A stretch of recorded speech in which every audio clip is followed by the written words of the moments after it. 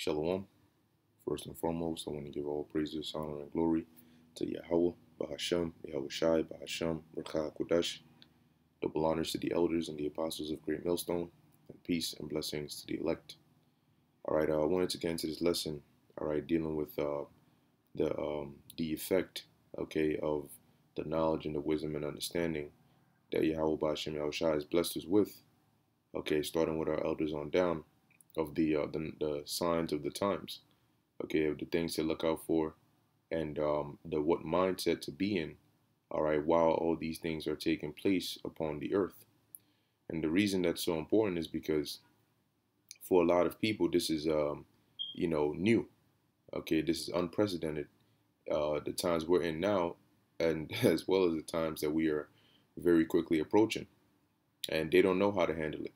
They don't know what to do mentally. All right, and as things get worse, they're still trying to process the things that have been set to be put in place. All right, so how much more for the things that are about to happen.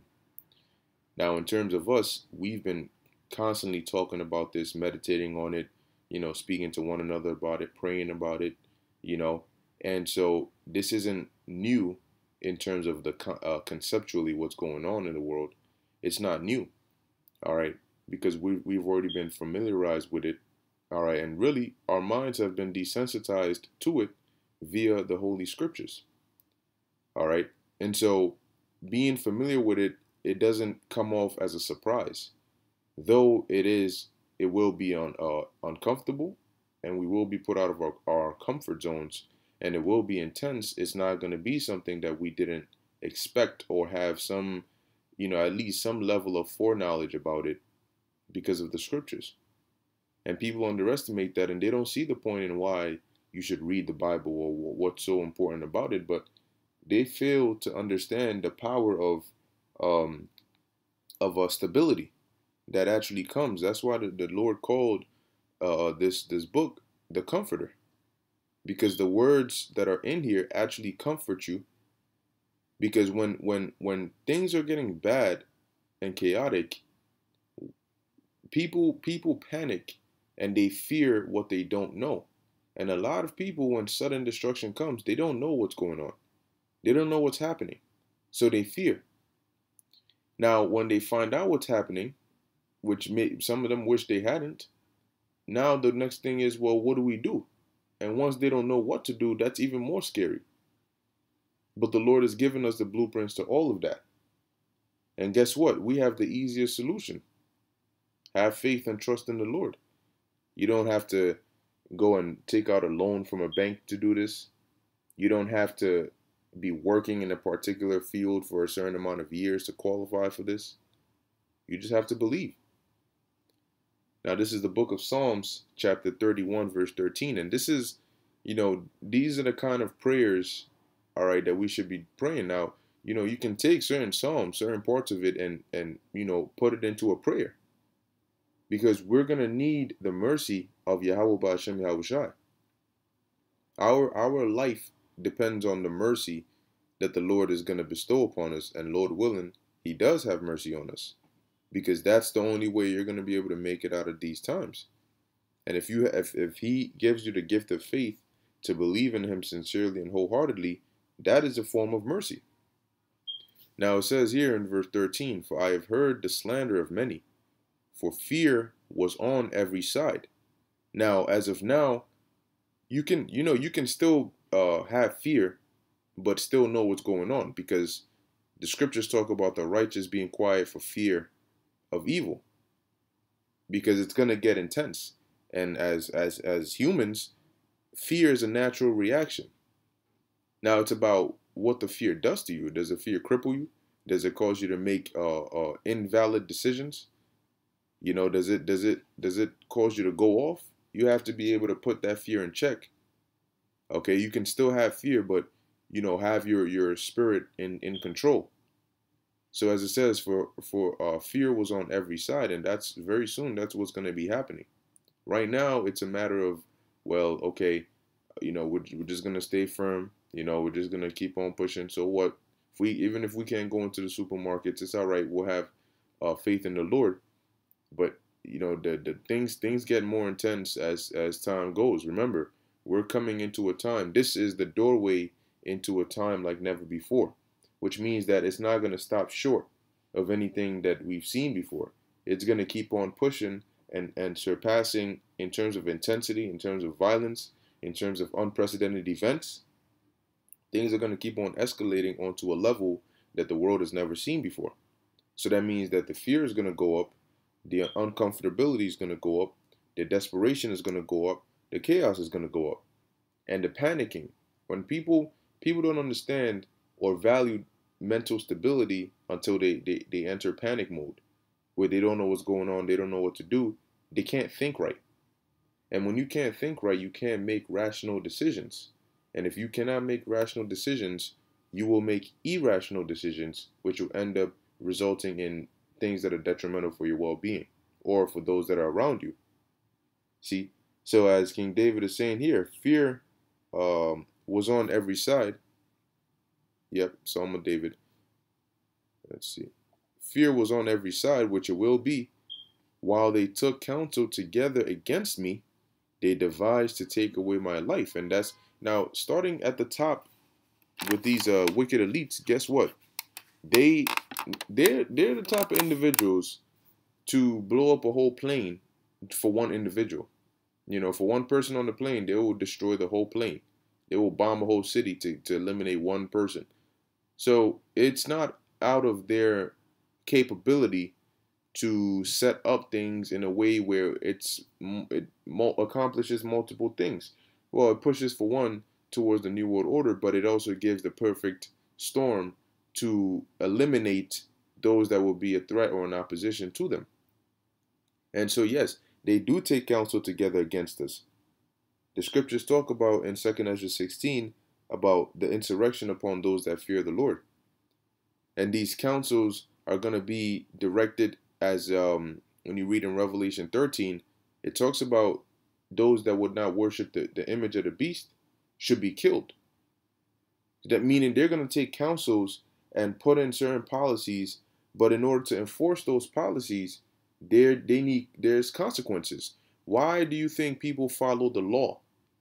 Out of fear of what happens when you break the law, when you don't follow the law. The incentive is you escape the judgment of not following the law. That is the incentive of following the law.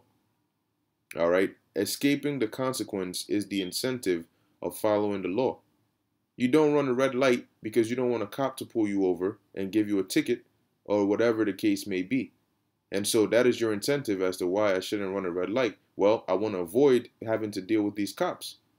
I'm not going to drive without a license because, once again, I want to avoid doing this. I'm not going to go and just, put somebody to death because, once again, I want to avoid going to jail.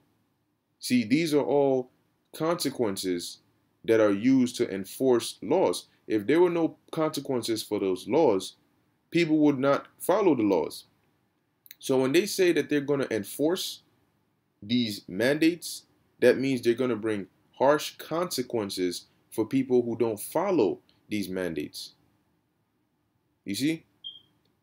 And a part of that is consulting together against those that are not with it. Because not only is this, well, according to the narrative, you guys are disrupting you guys are causing problems. You guys are the reason why cases are going up.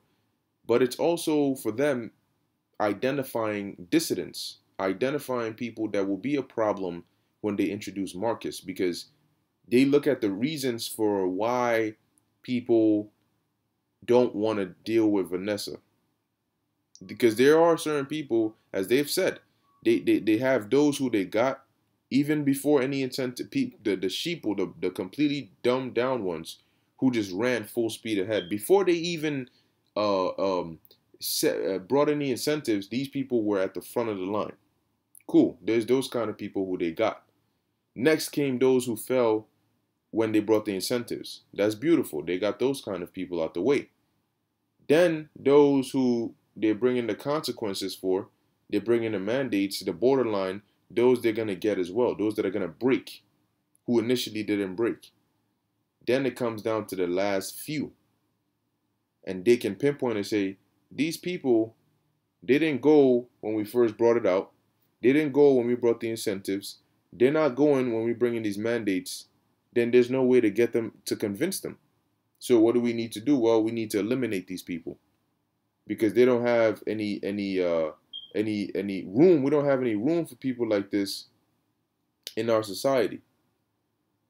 Okay, Salakia.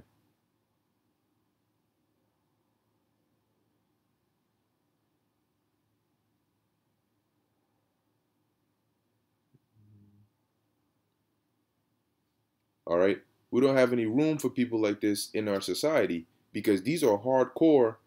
No matter what we say, they're not going to be with it. No matter how much we try and torture them with these mandates, they're not going to break. We have to eliminate them because how would we ever get somebody like this to comply in our new world order? We won't, and it would be a problem because they would cause trouble and try to disrupt others who may be borderline in terms of complying. See? So as it says here, they devised to take away my life, which they trust and believe blood is nothing to them. There's absolutely nothing. Just because they have a suit and tie on and they speak as a lamb does not mean that they fear blood. Of course not. Verse 4, and it will get bloody. It will get bloody. And people, it's hard for people to see that. It's hard for them to see, well, how do you go from now to chaotic and bloody? Well, how did you go from 2018 to now? Okay. Verse 14. But I trusted in thee, O Lord. I said, thou art my power. My times are in thy hand. Deliver me from the hand of mine enemies and from them that persecute me. And that is the mindset to have. We always say this, and don't be shocked. You will have people that claim to have faith, but now is when everybody's faith is going to be put to the test. And what they don't understand is when they say, oh yeah, I have faith, what do you think that means? That means that there's coming a time when you actually need to show your faith. The Lord doesn't want to hear about your faith. That doesn't mean a damn thing. He wants to see it in action. Actions speak louder than words. So do you actually believe that your times are in the hand of the Lord and that he will deliver you? Can you believe in the Lord when you don't see any other way out? And all you see is just danger coming towards you and nothing is still nothing is happening and the danger is getting closer and closer? In that time, under all that pressure, can you still believe? Can you still have faith?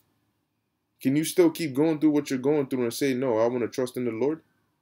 If your daughter is sick and she's borderline passing, and they say, well, you either deal with Vanessa or else we're not going to perform this operation or we're not going to heal her. And I mean, this is something that requires intensive operation. And your wife is crying and they looking at you like, damn, you really about to let your daughter die? And all this, that, and the third. Can you still believe under those conditions?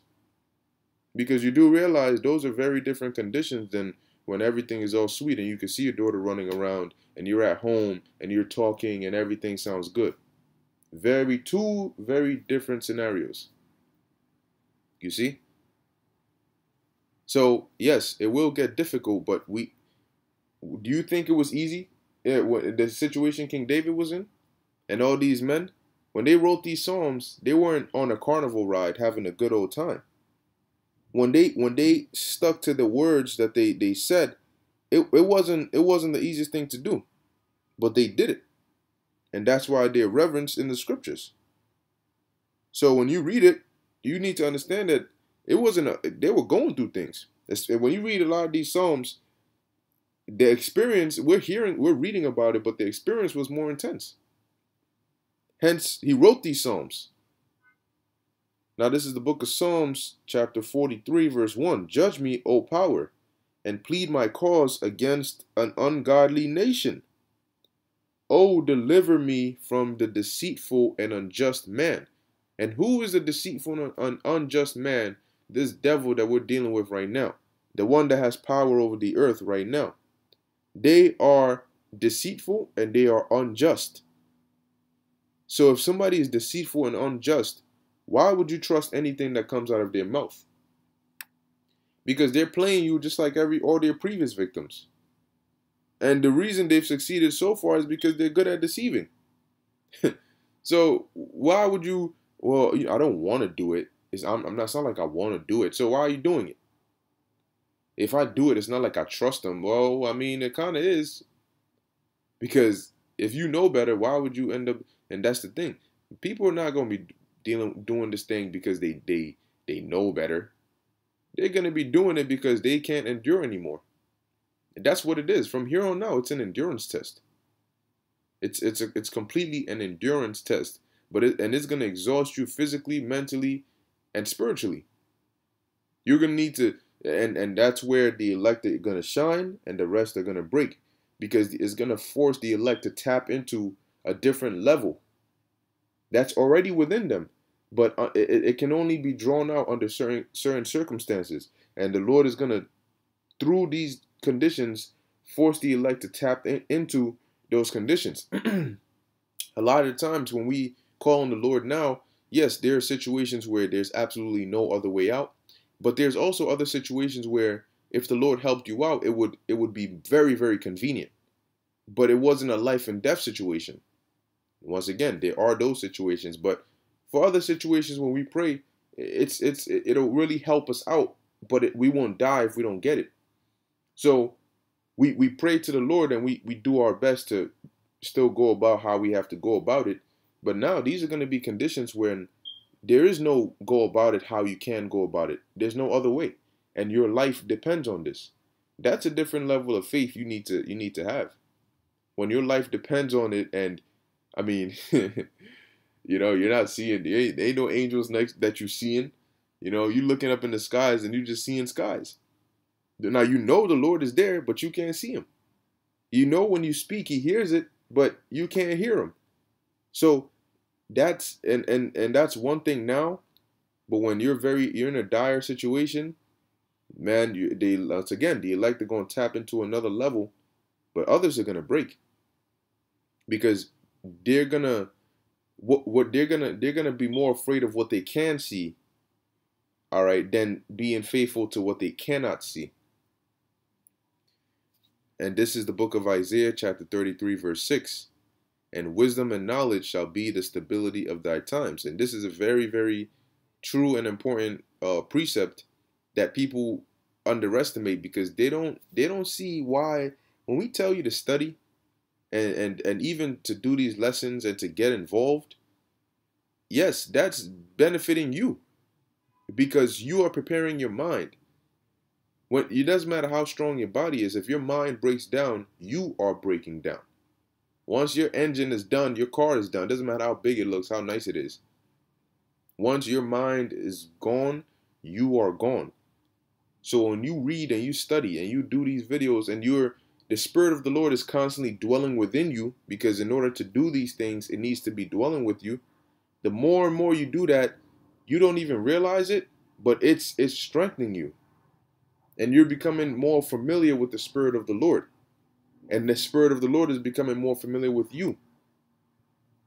Okay? Because so that way you are known and you are accepted by the Lord. So when you call on the Lord, it's not going to be, well, who the hell is this guy? All right, it's going to be a familiar call. And the Lord will hear you. And that stability goes a long way.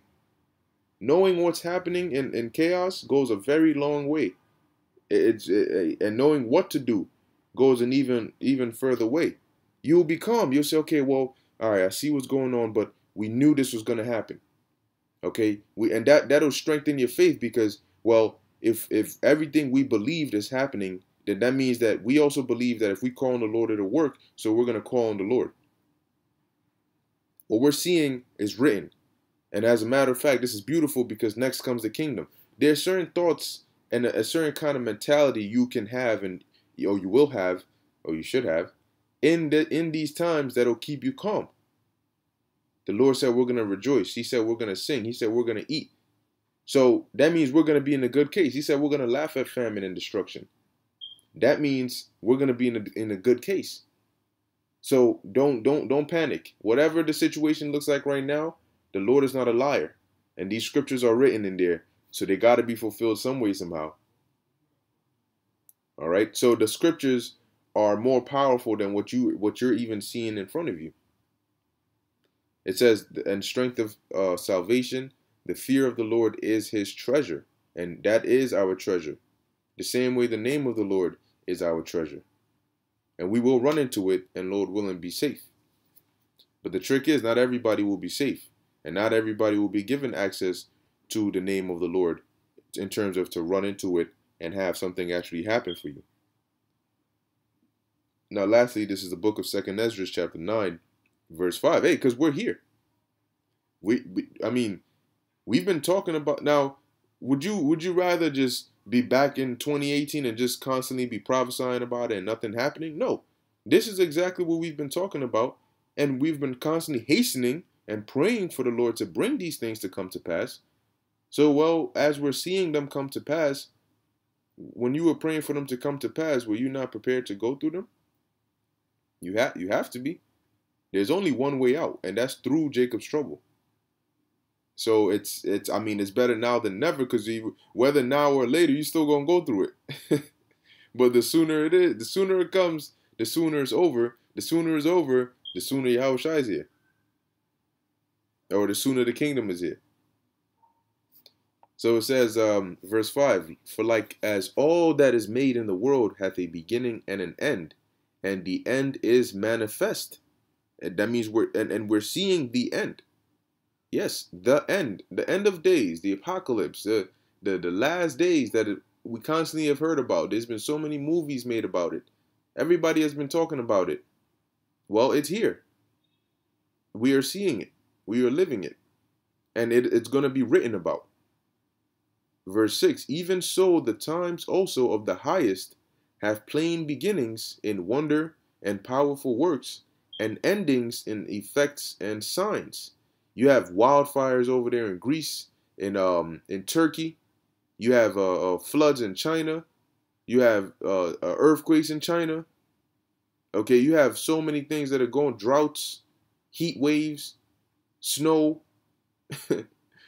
You have all these signs, blood moons, showing you that, yo, for all of them to be happening all around the same time, as well as people uprising, as well as these draconian laws. I mean, we're witnessing prophecy. This has to be it. The signs the Lord told us to look for, they're all happening. And it's going to intensify. So this has to be it. There's only one signs, right? The Lord said, look out for these. If he gave us a group of signs to look out for, there's only one of those groups. And once we see that happen in Salakia, in that sequence, in the way he said it would happen, when else is that going to happen again? Because it hasn't happened. He said it, and we were looking for it, and we finally see it happening. So why would everything he said we should look out for happen, and then nothing happens after that? And then we got to wait for it to happen again before something happens? No. He didn't say, look, I'm going to do all this. These are the signs to look out for, but then nothing's going to happen after. And then maybe 100 years later, you look out for the same signs again, and then signs going to happen. That's not written. All right? It says, verse 7, and every one that shall be saved and shall be able to escape by his works and by faith whereby ye have believed. So people want to sit down and not do works, and the only works is to justify not doing works. Well, guess what? That's going to work against you.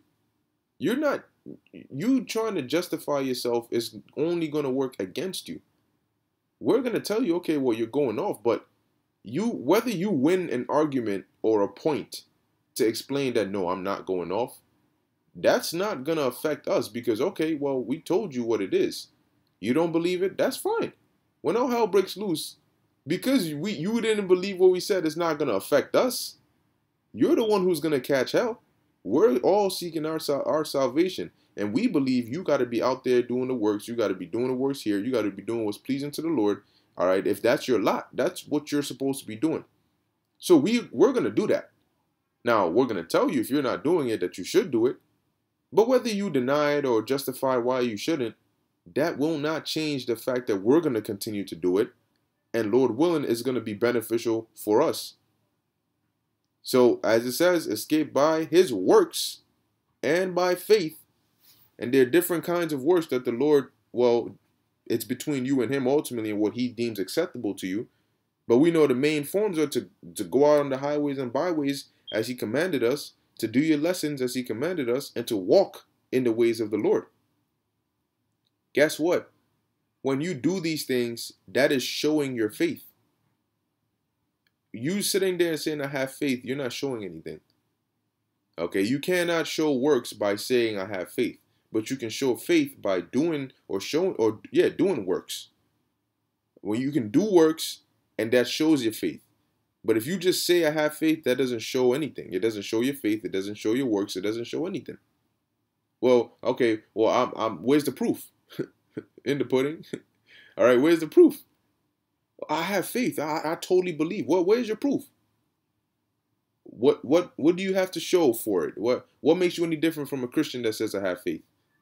What makes you any different than, the Lord is looking like, okay, well, I'm coming to reward every man according to his works. I can't. What do you mean? I have proof. Okay. Why do you think you get tested in class?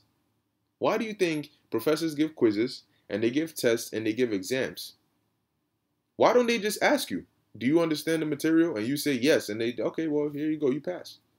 Why do they test? To prove, to see, okay, well, do you actually understand the material? You can sit there and tell me you understand it all you want, but until you pass that test, you don't understand it. So that's what the Lord is going to do. Well, he's going to say, okay, well, you can tell me you have faith, but so what? Show me. And until I see some works, until I see you pass that test, I'm not going to believe you have faith. You're just saying that. So you see why doing works is actually important? It says, whereby ye have believed. So your works have to be according to you believing in the word of Yahweh Ba'ashem Yahushai. And what's going to happen to those people? Verse 8, shall be preserved from the said perils. All right, now what does that word preserve mean? Let's look up the word preserve. We know what it means, but once again, getting synonyms and definitions bring it to life, right? So preserve, to maintain something in its original or existing state. All right, maintain or keep alive. You see that? Maintain or keep alive. To take care of, look after, protect, save. See why we look up these words? Because those synonyms. So it says, shall be preserved from the said perils, or shall be saved from the said perils, or shall be taken care of from the said perils, shall be protected from the said perils, shall be kept alive from the said perils. What are some examples of these said perils? Famines, okay, the sword, the temptation, the nuclear destruction, all right, the pestilence.